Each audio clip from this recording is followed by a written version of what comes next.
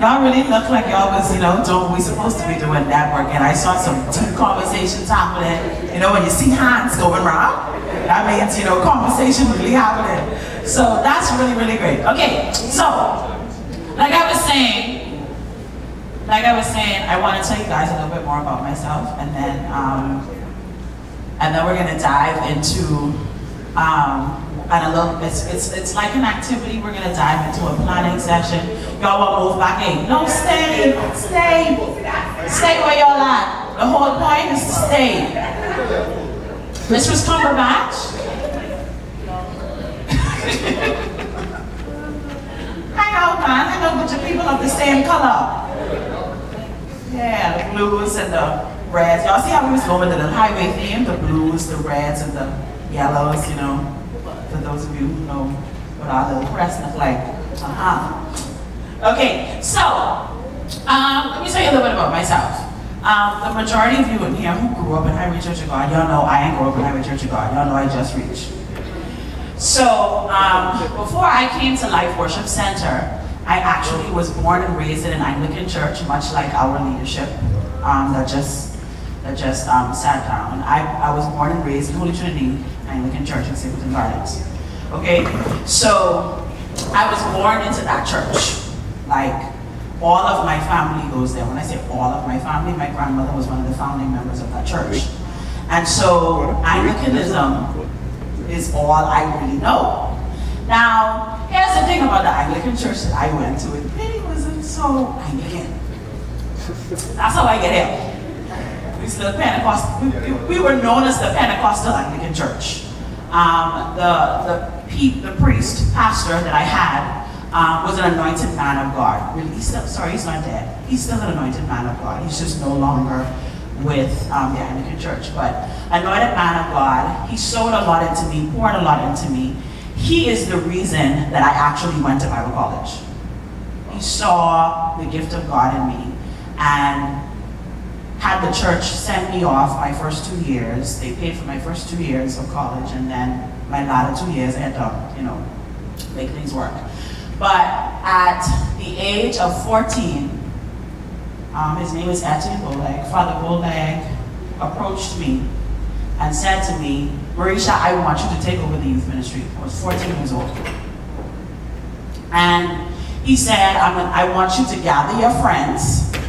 These would have been the people that I grew up in church with. And he says, I want you to take over the youth ministry. Now let me tell you what happened. What happened at this time, that I was 13 turning 14, we had listen to me, we had an off-the-chains youth ministry. I remember in 1999, we had a meeting, we sat down, and we decided to change, I shared this with Conrad this week, we decided to change our name from Firepower Youth Ministries to Generation Next, because at that time, everybody was talking about Generation X ain't no good, and Generation X is this, and Generation X is that, and Generation X. So we changed our name to Generation Next. And our children's ministry changed their name to Joshua Generation. So we revamped the entire marketing of our children's and youth ministry. And I'll never forget it, because it was such an amazing event that happened. And then something else happened after that. Jesus God. This is my bishop. Sir, I'm speaking at the moment, and you're calling me while I'm speaking. Good morning. I'm speaking at the moment, sir, and you're calling me while I'm speaking. Bye. Okay, so,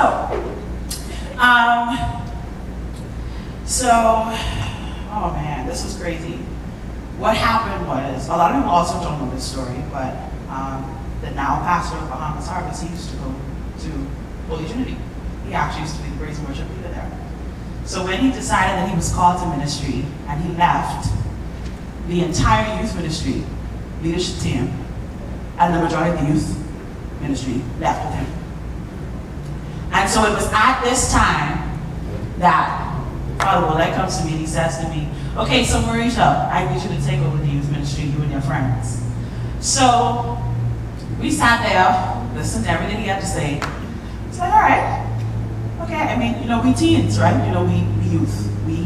We are we are youth. You want us to take you? Yeah, I want you guys to take youth ministry. Mericha's going to lead this team. So I said, okay. So we said, okay, we can do this. Because, you know, we've been in youth group for like 3 years now. So, I mean, it's easy, right? We got this. First night of youth group, there were 7 of us leaders. There was 8 of us there. Our first night. And we was like, okay, this is going to be interesting. And listen to me. I had no clue. We had no clue what we were doing. Absolutely no clue. All we knew is that we were teenagers. We had friends who didn't know God. We had friends who weren't interested in church, and we wanted to change that. So this is what we did. We decided, okay, we're not going to do youth group inside the church anymore. We had a basketball court on our church grounds, and we took the youth group outside on the basketball court. So every Friday night, we held youth group on the basketball court. We took a little sound system outside, little DJ, because, you know, some of these young men growing up in church, everything they DJ, and during that time, being a DJ was like the hardest thing ever. Like, if you was a DJ, you would sing something, if you could play a little music. So, we'd take a little DJ out there, and we would go, and we would have youth group. They would be mad because we interrupted the basketball game. But nevertheless, we would go do activities, share a little word, pray, sing, have fun, eat. That is so important when it comes to youth ministry. If y'all didn't realize that yet. You feed these children, they coming. You don't feed them, they ain't coming. Let's be real. They're not coming. Let's be real. Let's not lie to ourselves. And it's something that I have to keep repeating to my bishop all the time. He say, okay, we can stop this feed thing. No, sir. No, we can't. No, we can't. So, feed them. And eventually, about 3 to 6 months in, we were able to actually get those young men and young women who were on the court, we were actually able to get them back into the church. So, by trial and error, for me, I was at the age of 14 when I started. By the time I was about 18 years old, in my first year of COB, while working full time, our youth ministry went to that solid 7, 8 we had. It's 150 young persons. And I have no idea how that happened. I'm going to be real with you. No idea. All I knew was that we were young people who wanted to see young people live like how we were living. That's all I knew. That night that we had our first 150, I panicked because we only had 3 adults working with us. So you can imagine 3 adults. That night, our entire team was not there, so there was only 5 of us there. 3 adults, 5 teenagers, with 150 young people. And we had food to serve, we had games to play, and we were sitting there like, so all of these people come in here, and we got, okay. And I remember panicking that night. I remember thinking, this is not going to work. But we made it through that night, and as the months went on, I would never forget that year because I was 17 years old that year. I turned 17, and it was the night I turned 17 that we had 150 persons, so I would never forget it. And when we decided, okay, this is really, really what we're going to do. We're going to really focus on it. We're really going to learn more about it. We started to travel together. We started to go to different youth conferences to figure out how to do this thing better, how to learn how to do it better. Now, here's the funny part about this. In the midst of all of this, we were hosting our very own youth conference annually. The previous leadership had started it in the year 2000, and we were trying to make sure that the momentum continued. When we took over 2 months before that conference was supposed to happen. So we were literally thrust into the worst situation ever. The youth who were left at the church, they all was mad. They were all upset because their youth pastor was gone. Their youth leaders were gone. And their parents ain't gone with the rest of their friends. So you had teens whose hearts were broken because their youth leaders gone. We had some instances where there were leaders who stayed as well, but their leader wasn't there anymore. So they weren't interested in being a part of youth ministry anymore. And then we had a pastor whose number one concern was, I still have youth in my church and they need to be reached. We still have youth in this community and they need to be reached. So somehow you have to prepare this breach, you have to bridge this gap, you have to heal this ministry, and you have to rebuild it. And it's only now in hindsight that I can tell you that the only reason we were able to do that was because of our age. Because if we were adults trying to do that, we would not have been received. Because it would have been the adults who would have left. And that's when I realized, for me personally, that youth ministry was something that I wanted to do for the rest of my life. It was in that moment that I realized, no, this is what I'm supposed to be doing. Now, I gave you all of that story, shared all of that with you, to say to you that I'm 30 years old and I have 10 years of youth ministry under my belt already. And that is how I can speak to you today about what we're going to do in reference to developing youth ministry, growing youth ministry, and so on and so forth. I left the Bahamas at the age of 21, went off to Bible college in Canada, did a double major. I did a Bachelor of Theology in Youth Ministry and a Bachelor of Arts in Worship and Ministry.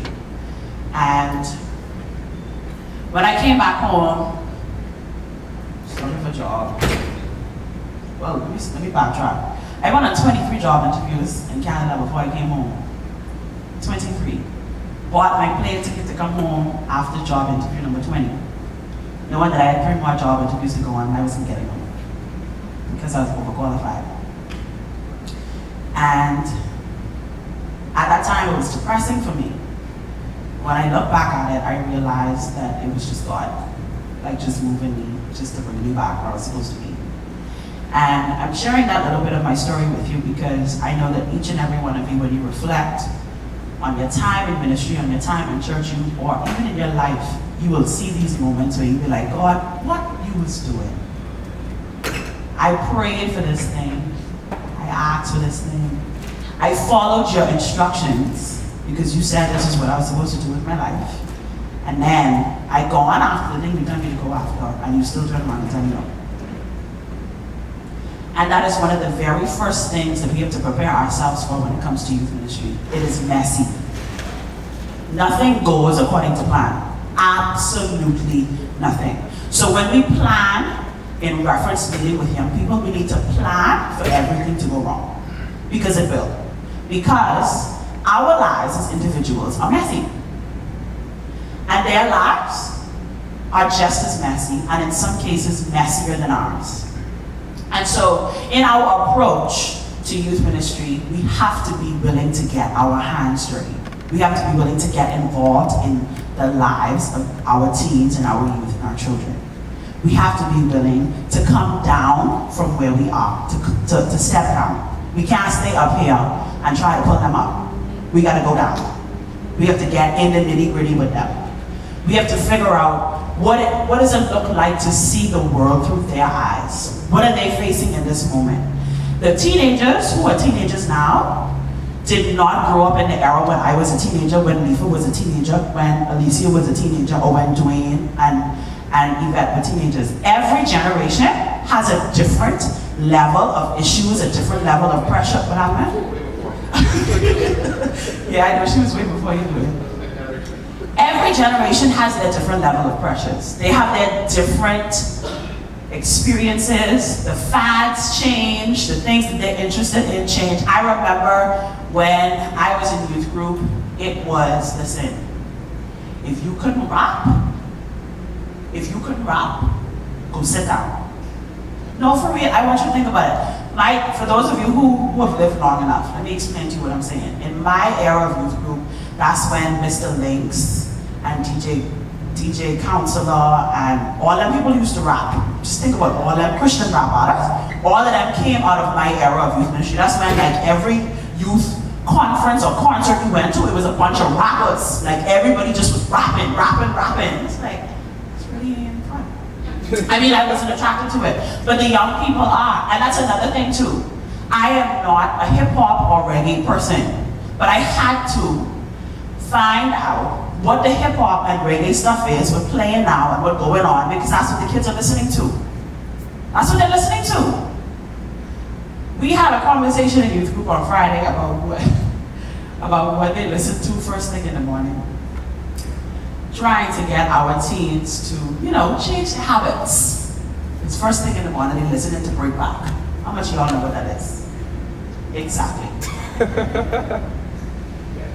Band back, sorry. There's 2 songs though. It's 2 different ones. Correction. It's actually 2 songs. Sorry, there is a song called Breakback. Broke up your back. Oh. That's what that is, some kind of exercise? No, that's a song. You could consider that. That's a song. And then there's another song called Bend Back. See, but we don't know this. But this is what our teens are listening to first thing in the morning. Another young lady, she messaged me that night. She's like, Mericha, I hear what you're saying, but I have to listen to Lucy every morning. That's just my routine. She said, and that ain't even like a new song. She said, that's just my song. That is what our teens are putting in their minds first thing in the morning. Being loose. This is what we're dealing with. And we can't be so holy and walking so upright and so safe that we don't know what they are doing. That we don't know where they are. That we don't know what they're exposed to. Because then we can't speak to them. We can't speak to them if we don't know where they are right now. And if where they are right now, they're listening to music first thing in the morning that talks about having sex and being loose, we need to know that. Because then when we come together, when we call them together, we need to be able to say, okay, now listen, you are a part of a holiness church. We don't believe in sex before marriage. We don't believe in fornication, and we need to be able to speak to that. We need to be able to say why. We need to give them scripture, and then we also need to give them the real life story. I appreciate Mother Watson. Mother Watson told the story in Life Worship Center, and she said, listen, let me tell you why you don't have sex before marriage. Not because the Bible says it. Not because of all these things that people tell you. She said, let me tell you something. When you have a good lover, and then you go get your husband, you will be mine. So don't do it. Because the problem is, you will be comparing your husband to that person who you was with and every other person you were with. She ain't give you no scripture.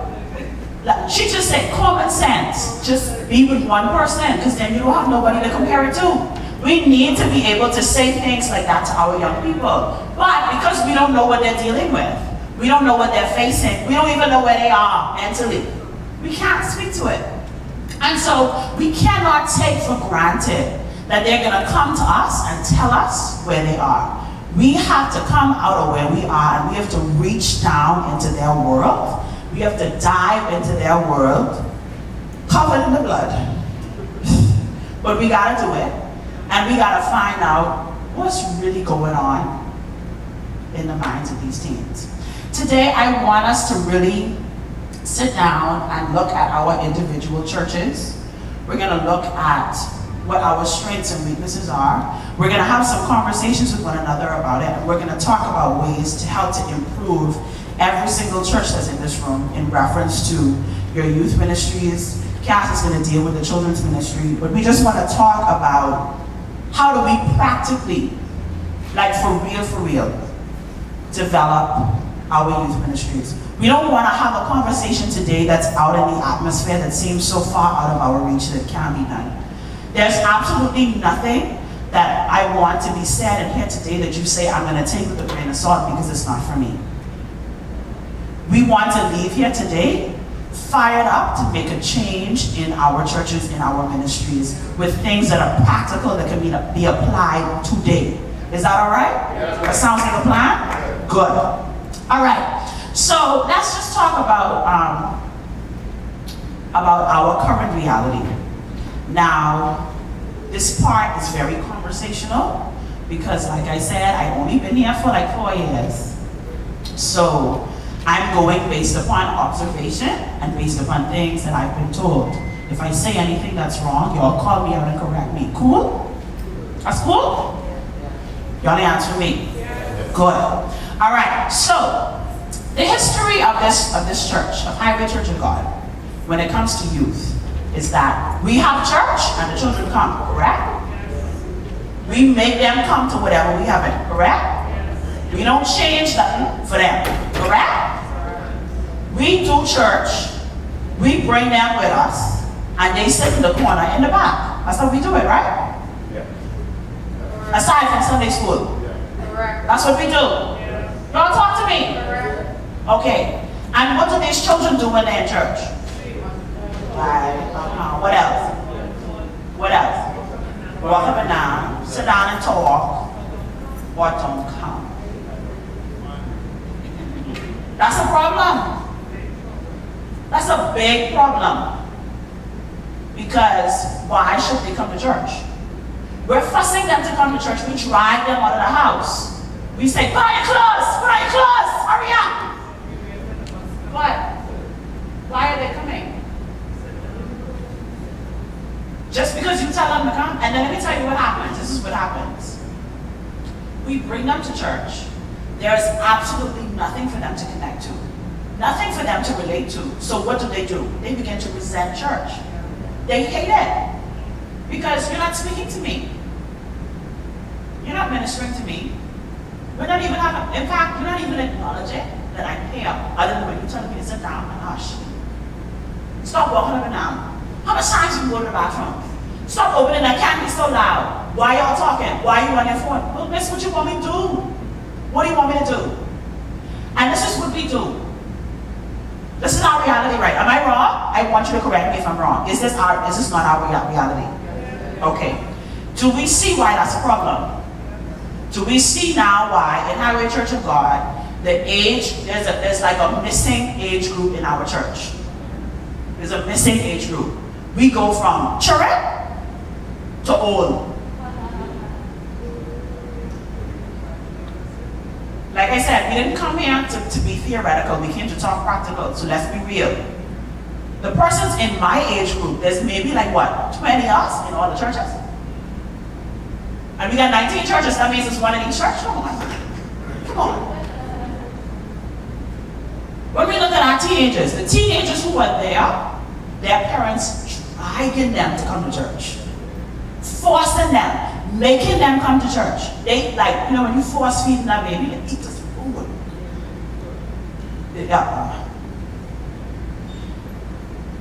What are we going to do about that?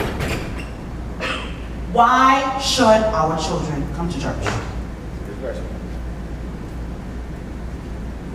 Now, let's be real. Let's take a look at our individual ministries. Let's take a look at our churches. I want you to think about where you are. I want you to think about what happens in your church on Sunday morning when y'all gather for Bible study. Does every church have Bible study or some kind of service during the week? Every church does? Yes? Okay. I want you to think about what you do at your service during the week. Where do your children fit in? Where do the teens fit in? Talk to me. Only Friday night. It depends on the ministry they're in. Talk to us about that. What does that look like? You're in the audio department, so you have to be in the church. Because if you ain't there, ain't nobody have no microphone to talk into.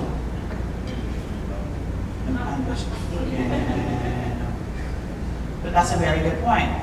Because how many of our churches have teens running our audio system?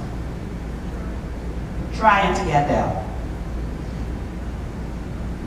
Okay. So that covers like 3 teens, 4 teens the most. Where are we going to put the rest? Different departments like what?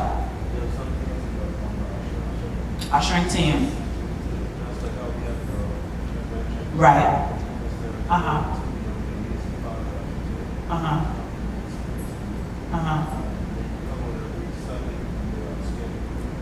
They come out every Sunday, or they come when they schedule to work?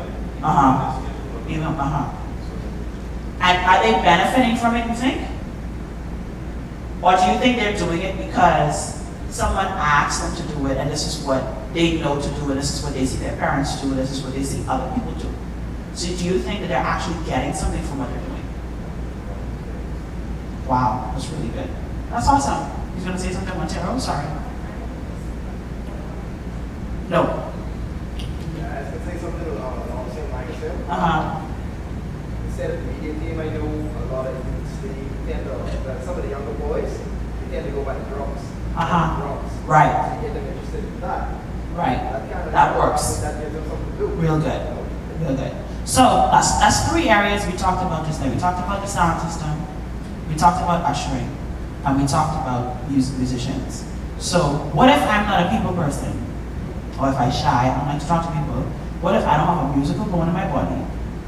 And what if I just don't know what to do with all their buttons or nothing? It's just too much buttons, too much different colors, too much things like now.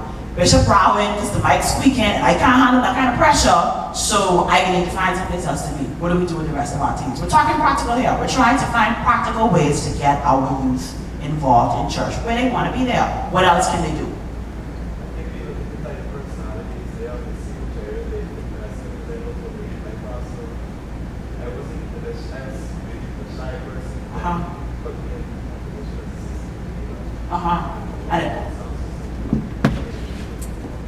Good. So what other areas can we do to bring the giftings and talents and abilities out of our teams? Where can we place them? Let's think about what happens in the service. What happened? Go ahead. Just put it right to the table.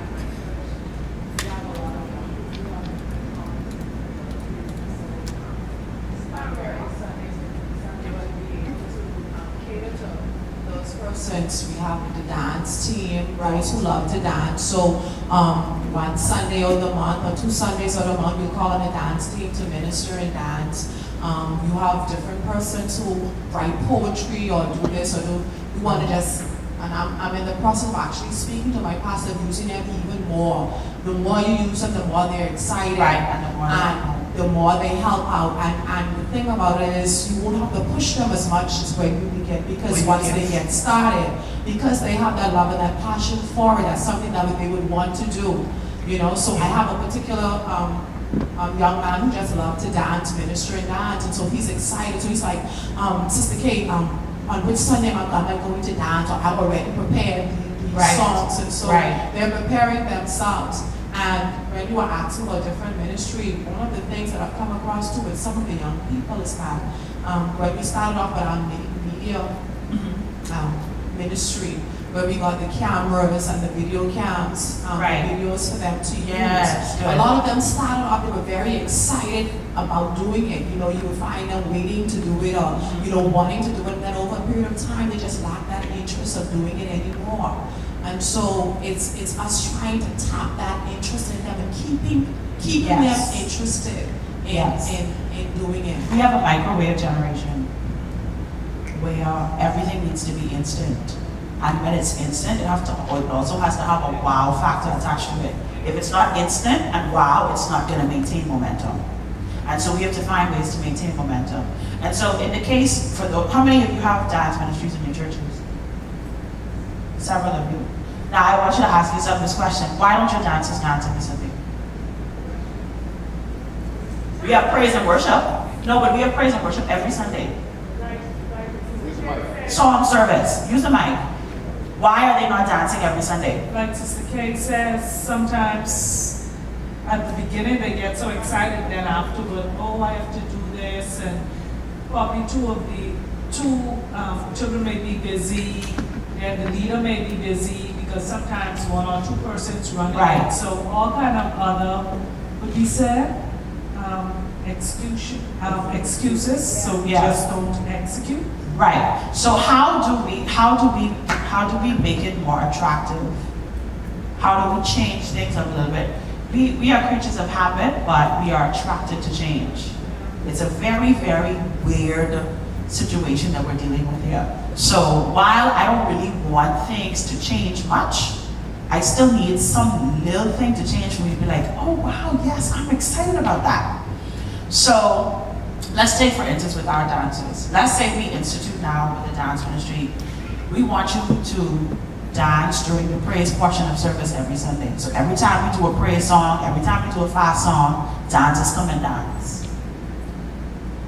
That changes the way dance ministry has been approached in our churches. Because as far as they know, they practice this one song, and they dance their song, we clap for them, and they sit down. And they do that once a month, maybe once every 2 months. And so, in fact, they only come to church on the Sunday when they dance. So let's make them dance every Sunday. Let's make them dance every Sunday, but let's explain to them, here's your responsibility in dance ministry. You are expressing another way of worship. And so there may be a dancer in the congregation who will be inspired by what you're doing. Let's place a weight on them. Let's say to them, someone is watching you. Someone is going to be encouraged to worship God the way that you're worshiping God in dance. So don't take what you're doing for granted. Someone's watching you, someone's observing you, so you have to be there. We need you. We need you there. A lot of times when we have our young people participating in service, they don't think that they're needed. And as adults, when we really think about it, we want to be needed. They want to be needed even more than we do. Because we have things in our lives that demand stuff from us. So people need us. Most of us in here either have children or have people that we have to care for. And so the truth of the matter is they demand stuff from us. And they are fulfilling something on the inside of us because they demand our time. Nobody's demanding their time. No one's saying to our young people, we need you. They don't feel needed. They don't feel wanted. They don't feel desired. In fact, they feel rejected. Because when we look at our church services, there's nowhere for them to be. And so we need to communicate to them, listen, we need you. We need you. We need the gift of God that's on the inside of you. We need you to come and dance like David danced. So people could be inspired to give God glory the way David inspired people to give God glory. We need you behind the sound system because that old man there, he don't know what he's doing. Let's be real, he don't. We need you behind the computer. See, y'all don't want to talk really. I tell y'all, this is going to be a conversation. We having real talk. We want to make our ministries better, right? Yes? Y'all talk back to me. So we have to be real. Let's tell the truth. Most people in our churches now, 50 and older, are not interested in sitting behind a computer. No. Putting images on a screen, typing in words, following the pastor as he's preaching. They're not interested in it. Mind you, even if they can use the computer, it's pretty amazing. Like it really is. If they over 50 and they can use a computer, I'm like, wow. When I saw Bishop McPhee and Bishop Moss raise their hand and said it was on WhatsApp, I said, what? In the world? So let's be real. Let's be real. That is one area of ministry that we're going to find our adults and older individuals being interested in. So, you said, Sister Kay, you said that they got excited about the video ministry. They got excited about doing media and stuff like that, and then after a while, it died down. Did we demand anything more from them other than just recording the service? And what are we doing with the recording that they make? Do we even acknowledge them to say, let's show this video clip that our audio visual ministry did of last week's service or of our last convention or of our last conference or, you understand what I'm saying? If you don't show it forth, if we don't show it forth, if we don't say, look at what our young people are doing, they will not feel like they're needed. Another thing with that too is that as leaders, we always demanding and giving instructions. No. That's very good. Rudy said we like to give instructions, but we don't like feedback. Mrs. Cumberbatch, you wanted to say something? Yes. I just want to say, I think a lot of times that the more senior persons in our organization, they tend to underestimate Yes. the importance of youth ministry and the children's church ministry. Yes. They don't utilize and engage. Like you say, if you don't engage them, they get bored. There's a lot of things out there Yeah. that they become interested in. So, and a lot of times too, in these organizations, there are cliques, whether we believe it or not. So if you like your child, you can put your child to do this and do that. And sometimes they miss a lot of people. They don't allow them to maximize their potential because, okay, like Mericha, You know, she close with the pastor's wife. Right. So I'm gonna just pick up on her child to do something. Right. So a lot of times they lose persons like that. And another thing is, a lot of people are not willing to invest their time. No. Everyone want to say, okay, I have children, I have to take care of my children. Yes. You can't stay home as a you have to be there. Yes. Nobody wants to pick up the children for YP or church. How is the ministry going to grow? Everybody has that. And the old people, what we have to realize, the older persons, they're always going to be there. They ain't going nowhere. No. The young people are disappearing. They're becoming extinct in the Church Yes. of God. I grew up in the Church of God. The church that I attend now was my uncle's church. And I remember growing up, the youth choir was like about 40 people. Where are the young people? And even at convention, I just said the other day, at convention, if you went to church on a Sunday morning at 9 o'clock, you wouldn't have a seat to get in at Coconut Grove Temple. Now you can go at 12:01 and you just Find all kind of seat.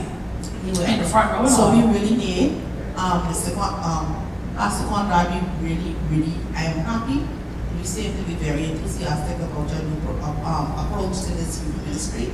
I'm happy that you're on board, and we need to get the people back in church. Yeah. And also, we can't just be sitting within the four walls. Yes. We're gonna Because talk the about persons who come to church, they're gonna come. that. Yes. We need to go out there, like the Bible admonishes us to Yes. go there. Just to, I go to Cooper Service Cathedral, and on many Sundays I pass, there are numerous young People persons outside, yeah. just sitting outside, riding their bicycles, just chilling out. So we need to go and bring these people in. That's all I have to say on that. Thank you so We have to be much. serious about that. Thank you so And much. about youth ministry. Because the youth are the future. Yeah. One thing I wanted to add to what we got to take into account for this generation, the time that we're in, is that we have a group of young people be transparent life, and I know with other churches as well, whereby back in the day, our families brought us to church. Yes. And the church was just basically a support system where the family had. Yes. So it wasn't a question of whether you go in or not. And right now, sadly, today's parents